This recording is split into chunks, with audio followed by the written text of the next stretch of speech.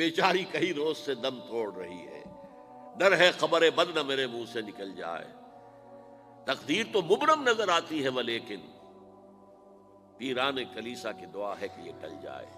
تو پہلی بات میری ختم ہوئی، عالمی نظام خلافت دنیا کی تقدیر مبرم ہے، ہو کر رہے گی، اس میں کسی صاحب ایمان کو کوئی شک، کوئی شبہ، کوئی ریب نہیں ہونا چاہیے۔ البتہ اس کا اب دوسرا پہلو کیا ہے، اس کا آغاز کہاں سے ہوگا؟ پہلی بات تو یہ، ہمارے بعض لوگوں کے ذہنوں میں، سادہ دل لوگ وہ سمجھتے ہیں کہ پوری دنیا میں ایک ہی دفعہ آ جانی چاہیے۔ یہ کوئی علاقائی خلافت تو نہیں ہو سکتی، خلافت تو عالمی ہوتی ہے۔ ان سے میں کہتا ہوں عالمی خلافت کب تھی جناب؟ یہ تو نہ خلافت راشدہ میں عالمی تھی، کیا ہندوستان شامل تھا اس میں؟ کیا چین شامل تھا؟ کیا یورپ شامل تھا؟ اور پھر جو خلافت کے نام سے جو ملوکیت چلی ہے وہ بھی صرف آپ دور بنو امیہ میں کہہ سکتے ہیں کہ وہ پورا عالم اسلام کم سے کم اس کے تحت تھا۔ بعد میں خلافت عباس، بنو عباس میں، اور فاطمیین کی خلافت میں، اور آل عثمان جو ہیں آٹومان ٹرکس کی خلافت میں ٹکڑے تھے، حصے بکھرے تھے، کوئی مانتا تھا کوئی نہیں مانتا تھا۔ اور سب سے بڑی بات یہ، اگر ایک دم پوری دنیا پر خلافت قائم ہو سکتی تو حضور کے دست مبارک سے ہوتی، لیکن نہیں ہوئی۔ نتیجہ کیا نکلا؟ ایک ملک میں حضور نے قائم کر دی، جزیرہ نما عرب، یہاں خلافت قائم ہو گئی، حضور خلیفہ ہے۔ اس کے بعد آپ کے خلفائے راشدین نے پھر اس کو وسعت دی، شرقاً غرباً شمالاً، 3 کالمز نکلے ہیں فوجوں کے، صحابہ کرام کے، 3 کالمز، ایک ایسٹ ورڈ، ایک ویسٹ ورڈ، ایک نارتھ ورڈ۔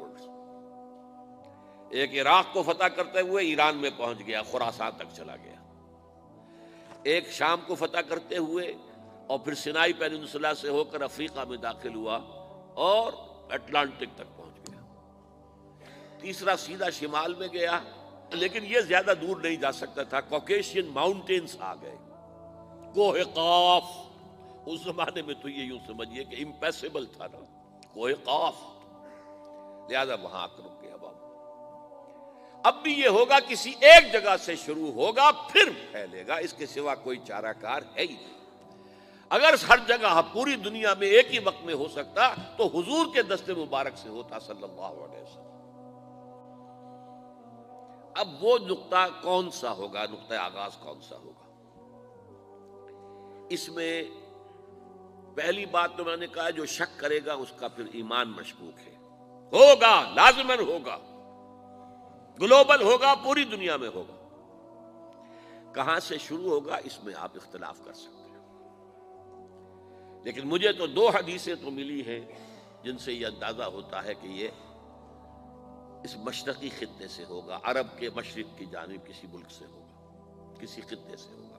وہ حدیثیں بھی اب آپ پڑھ لیجیے پہلے، پھر میں کہہ رہا ہوں یہ خزانہ ہے جو ہم نے آپ کی خدمت میں پیش کیا ہے، کاش کہ آپ اس کی قدر کر سکیں، یہ حدیثیں آپ کو ازبر ہو جائیں، یاد ہو جائیں، لوح قلب پر نقش ہو جائیں۔ ہندوستان اور خراسان یعنی موجودہ افغانستان کا ذکر ابن ماجہ کی روایت ہے، عن عبداللہ ابن الحارث رضی اللہ تعالی عنہ قال رسول اللہ صلی اللہ علیہ وسلم یخرج ناس من المشرق یوطئون للمہدی یعنی سلطانہ، یعنی سلطانہ، دونوں طرح سے پڑھ سکتے ہیں۔ حضرت عبداللہ ابن حارث فرماتے ہیں رضی اللہ تعالی عنہ کہ حضور نے ارشاد فرمایا مشرق کی طرف سے وہ فوجیں نکلیں گی، لوگ آئیں گے جو عرب میں مہدی کی حکومت قائم کریں گے۔ یہ مہدی کون ہوں گے اس کا ذکر میں ذرا بعد میں کروں گا، لیکن نوٹ کر لیجئے کہ مہدی سے پہلے لازماً کسی مشرقی علاقے کے اندر وہ نظام قائم ہو چکے گا، تب وہاں سے فوجیں آئیں گی نا۔ یہ مشرق کون سا ہے؟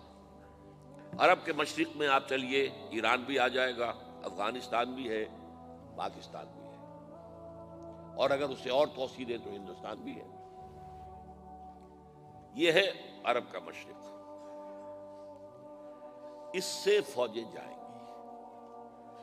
اس کا کیا مطلب ہے کہ اس میں سے کسی جگہ پر نظام خلافت پہلے قائم ہو جائے گا، تاکہ وہاں سے فوجیں جائیں گی جو جزیرہ نما عرب میں حضرت مہدی کی حکومت کو قائم کریں گی۔ اب دوسری حدیث سنیے، یہ سنن ابن ماجہ کی حدیث تھی جو میں نے آپ کو سنائی، آپ نے پڑھی۔ دوسری، عن ابی ہریرہ رضی اللہ تعالی عنہ، یہ ترمذی شریف کی روایت ہے، قال قال رسول اللہ صلی اللہ علیہ وسلم یخرج من خراسان رایات سود لا یردها شیء حتی تنصب بایلیا، خراسان کے علاقے سے سیاہ جھنڈے لے کر فوجیں آئیں گی، ان کا رخ کوئی موڑ نہیں سکے گا، ان کو پیچھے پھیر نہیں سکیں گے کوئی بھی، یہاں تک کہ وہ یروشلم میں جا کر جھنڈے نصب کر دیں گے۔ ایلیا حضور کے زمانے میں یروشلم کو کہتے تھے۔ یہ یروشلم تھا جب حضرت سلیمان کی حکومت تھی، اور یہاں پر معبد سلیمانی، ہیکل سلیمانی قائم ہوا، پھر یہ یروشلم ہی رہا ہے تاریخ میں، یہاں تک کہ سن 70 عیسوی میں جب ٹائٹس رومی جنرل نے اس کو گرایا، ختم کیا، سیکنڈ ٹیمپل گرا دیا، اور یہاں سے یہودیوں کو کہا نکل جاؤ یہاں سے، کوئی یہودی باقی نہیں رہا، تب بالکل تہو بالا برباد کر دیا۔ اس کے کوئی 150 سال بعد ہیڈریان، رومن ایمپرر ہیڈریان، اس نے پھر دوبارہ آباد کیا اس شہر کو۔ 150 سال تک یہ بالکل بنجر اور بالکل غیر آباد پڑا تھا۔ اب ہیڈریان نے جب آباد کیا تو اس کا نام ایلیا رکھا، اب یروشلم نام نہیں تھا، تو حضور کے زمانے میں پھر اس کا نام ایلیا تھا۔ اور اب اس سے کیا معلوم ہو رہا ہے کہ یہ یروشلم مسلمانوں کے قبضے سے اس وقت نکلا ہوا ہوگا، ایک دفعہ پہلے نکلا تھا، سن 1099 عیسوی میں مسلمانوں کے ہاتھ سے نکلا، کروسیڈرز عیسائیوں نے آ کر اس کو قبضے میں کیا، لاکھوں مسلمانوں کو مارا، قتل کیا۔ اس کو 1187 عیسوی میں واپس لیا ہے، کس نے لیا ہے؟ صلاح الدین ایوبی کرد۔ عرب کھوکھلے ہو چکے تھے، عربوں نے کھویا، واپس نہیں لے سکے، بہت حکومت کر چکے تھے، 400-500 برس کی حکومت کر کے، اور ان کے عیش اور ان کے آرام، اب ان میں جان نہیں تھی کہ وہ واپس لے سکے۔ واپس لینے والا گرم کرد خون تھا، صلاح الدین ایوبی۔ تو گویا کہ اب آپ سمجھئے کہ 88 برس تک عیسائیوں کا قبضہ رہا یروشلم پر۔ اب 1967 میں یہودیوں نے قبضہ کیا ہے، اور اب 38 برس تو ہو گئے، 88 نہیں تو 38 برس تو ہو گئے ہیں، لیکن وہ دور آئے گا کہ اب پھر لیں گے، لینے والے عرب بھی نہیں ہوں گے، خراسان کے علاقے سے فوجیں آئیں گی۔ یہ خراسان کیا تھا؟ ایلیا تو میں نے آپ کو بتا دیا، یروشلم کا نام ہے۔ خراسان اس زمانے میں ایک بہت بڑے ملک کو کہتے تھے، کچھ حصہ پاکستان کا بھی اس میں شامل ہے، کچھ حصہ ایران کا بھی ہے، ایران کے اس حصے کو اب بھی خراسان کہتے ہیں، وہ ایک صوبہ ہے، خراسان ایک صوبہ ہے ایران کا چھوٹا سا۔ پاکستان میں خاص طور پر یہ جو علاقہ مالا کنڈ ایجنسی کہلاتی ہے، اس سے اوپر جتنا علاقہ ہے، اور یہ جو واخان کی ایک پٹی آتی ہے اوپر، واخان افغانستان کی ایک پٹی سی دم سی چلی آتی ہے جو جا کر چائنا کی سرحد سے مل جاتی ہے، یہاں سے لے کے یہاں تک یہ جو مالا کنڈ کا وہ درہ ہے اور پہاڑ ہے، یہ بھی خراسان کا حصہ ہے۔